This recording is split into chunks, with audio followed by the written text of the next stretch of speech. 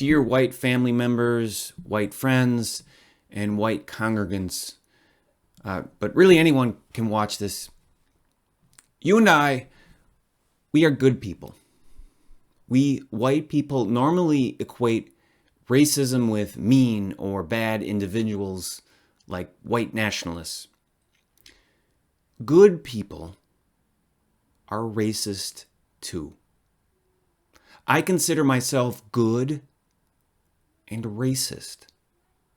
I am racist, but not just because of my actions, like when I was 12 while lining up at the free throw line during a basketball game, I touched a young boy's hair without his permission.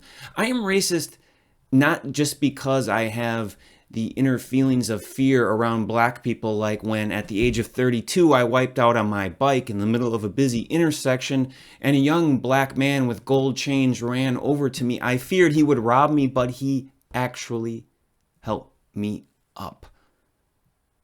No, I am racist because I grew up in the United States of America. I am embedded in a 400-year-old history of racial hierarchy. Racism is bigger than me. Racism is bigger than my own actions, and racism is bigger than my own inner thoughts and feelings. Racism is a complex system of power that we are socialized into. Much of what I've learned about racism was under the surface of things. I'm still working on my own racism, and it is not easy. You see, I don't have to think about race all too often.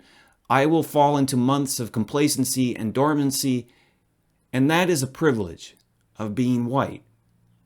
Quite frankly, it is much easier to not think about race. Because doing the inner work of anti-racism is like therapy that digs deep into your family of origin and examines a bunch of messy pain that you would rather not look at. This is difficult soul work. It is not fun.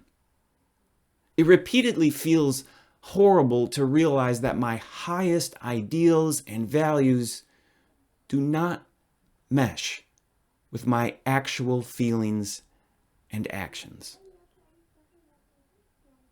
But this inner work of anti-racism is at the same time liberating. The inner work of anti-racism is also life-affirming and spirit-bearing. Just as racism is not about individuals, police brutality is not about one bad cop. So with the help of Dr. King, I ask not who killed George Floyd, but what killed him. Why did the officer who killed Floyd even still have a job when he had 18 complaints against him?